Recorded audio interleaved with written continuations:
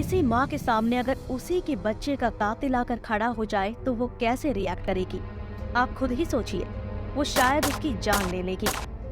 जी हाँ, कुछ ऐसे ही किया मैरियन बाकमायर ने अपनी बेटी के हत्यारे क्लॉस ग्रैबाउस्की के साथ।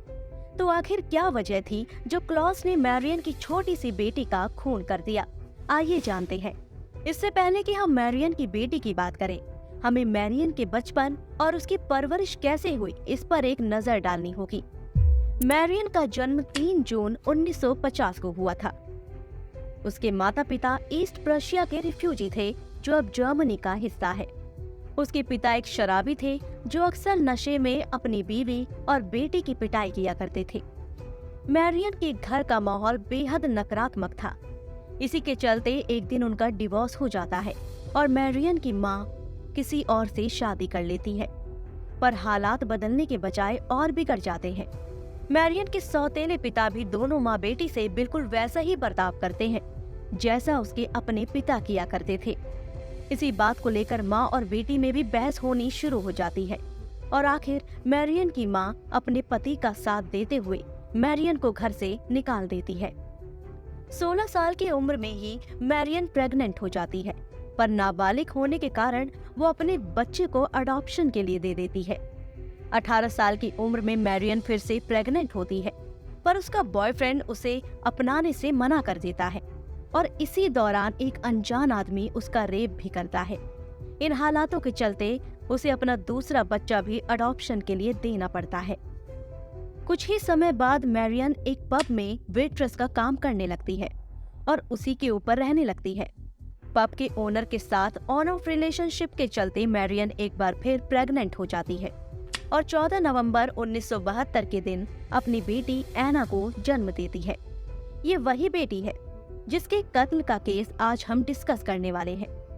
मैरियन अकेले ही अपनी बेटी की बहुत ही अच्छी तरह परवरिश करने लगती है। नाइट शिफ्ट में काम करने के कारण मैरियन दिन में सो जाया करती थी और एना को पड़ोसियों के हवाले छोड़ दिया करती थी। 5 मई 1980 की सुबह मैरियन हमेशा की तरह पब से लौटकर सो रही होती है। पिछली रात एना की अपनी माँ से किसी बात पर लड़ाई हो जाती है, जिस वजह से एना नाराज होकर स्कूल जाने की बजाय अपने दोस्त के घर चली जाती है। पर क्योंकि उसकी दोस्त स्कूल गई होती है, एना फिर से घर की तरफ मुड़ जाती है। रास्ते में उसे घर के बाहर बिल्ली के बच्चे दिखते हैं जिनसे वो खेलने लग जाती है। वहीं मैरियन अपनी नींद पूरी कर उठती है, पर एना तब भी स्कूल से नहीं लौटी होती।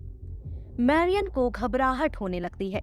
वो एना के स्कूल जाकर पता करती है, पर एना उसे वहाँ भी नहीं मिलती, ना ही वो अपने दोस्त के घर पर मिलती है। मैरियन का रो रो कर बुरा हाल हो जाता है। दूसरे दिन एक औरत अपने मंगेतर क्लॉस ग्रैबाउस्की की रिपोर्ट दर्ज करवाने पुलिस स्टेशन आती है। वो पुलिस से कहती है कि क्लॉस ने एक बच्ची का मर्डर कर दिया है। 35 वर्षीय क्लॉस पेशे से कसाई था और मैरियन के ही पड़ोस में रहता था। क्लॉस एक बेहद ही खतरनाक क्रिमिनल था, जिस पर पहले भी बच्चों के साथ दुष्कर्म करने के कई इल्जाम लग चुके थे। एना जिस वक्त बिल्लियों के साथ खेल रही थी, उस वक्त क्लॉस घर पर अकेला था।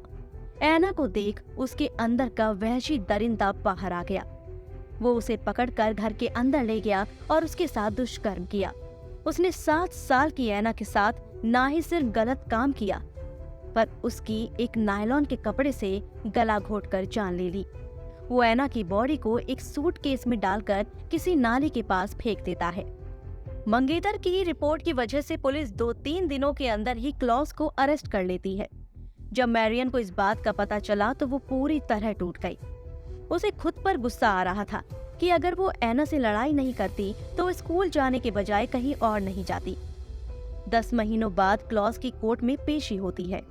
दोस्तों, हद तो तब हुई जब क्लॉस ने अपने बचाव के लिए 7 साल की एना को लेकर बेहद भद्दे बयान दिए। उसने कोर्ट में कहा कि एना अक्सर उससे पैसे मांगने उसके घर आया करती थी और मना करने पर उससे कहती थी कि अगर तुमने मुझे पैसे नहीं दिए तो मैं अपनी माँ से कह दूंगी कि तुमने मेरे साथ जबरदस्ती करने की कोशिश की। इतना ही नहीं, क्लॉस ने ये तक कहा कि एना उसे गलत तरीके से छूती थी। क्लॉस के वकीलों ने मैरियन पर एक लापरवाह और गैर जिम्मेदार माँ होने का भी इल्जाम लगाया। अब आप खुद सोच कर देखिए, क्या एक 7 साल की बच्ची ये सब कह सकती है? या किसी को गलत तरीके से छू सकती है। अपनी मरी हुई बेटी के खिलाफ ऐसी घटिया बातें सुनकर मैरियन गुस्से से भर जाती है। 6 मार्च 1981 के दिन मैरियन एक बार फिर कोर्ट में सुनवाई के लिए आती है। उसके दोनों हाथ अपनी जेब में होते हैं और वो आकर क्लॉज के सामने वाली कुर्सी पर बैठ जाती है। कुछ ही सेकंड्स के अंदर मैरियन अपनी जेब से गन निकालती है और क्लॉज की एक तो नहीं बल्कि 8 गोलियां मारकर जान ले लेती है। अपना गुजारा करने मैरियन अपनी लाइफ की स्टोरी एक मैगजीन को बेच देती है। मैरियन की कहानी जानने पर कई लोग उसके लिए सहानुभूति व्यक्त करते हैं। 1983 में मैरियन को 6 साल की जेल हो जाती है, पर 1985 में मैरियन पेरोल पर बाहर आ जाती है और नाइजीरिया चली जाती है। वहाँ वो एक शख्स से शादी भी करती है, पर अफसोस उसकी ये शादी भी टिक नहीं पाती। वो 1990 में डिवोर्स लेकर इटली चली जाती है। पर दोस्तों, बुरे हालात मैरियन का कभी साथ नहीं छोड़ते। इटली में मैरियन को पैनक्रिएटिक कैंसर होने की बात सामने आती है, जिस वक्त उसकी उम्र सिर्फ 44 साल होती है। मैरियन अपनी जिंदगी के आखिरी दिन अपनी जन्मभूमि जर्मनी में बिताने के इरादे से वहां लौट आती है। वो एक टीवी रिपोर्टर से गुजारिश करती है कि वो उसके साथ रहे और उसके उन पलों को रिकॉर्ड करे ताकि लोग जान पाए कि वो एक लापरवाह और गैर जिम्मेदार मां नहीं थी। 17 सितंबर 1996 को 46 की उम्र में मैरियन की मौत हो जाती है। मैरियन को एना की कब्र के साथ ही दफनाया जाता है और पूरे 15 साल बाद मैरियन और एना एक हो जाते हैं।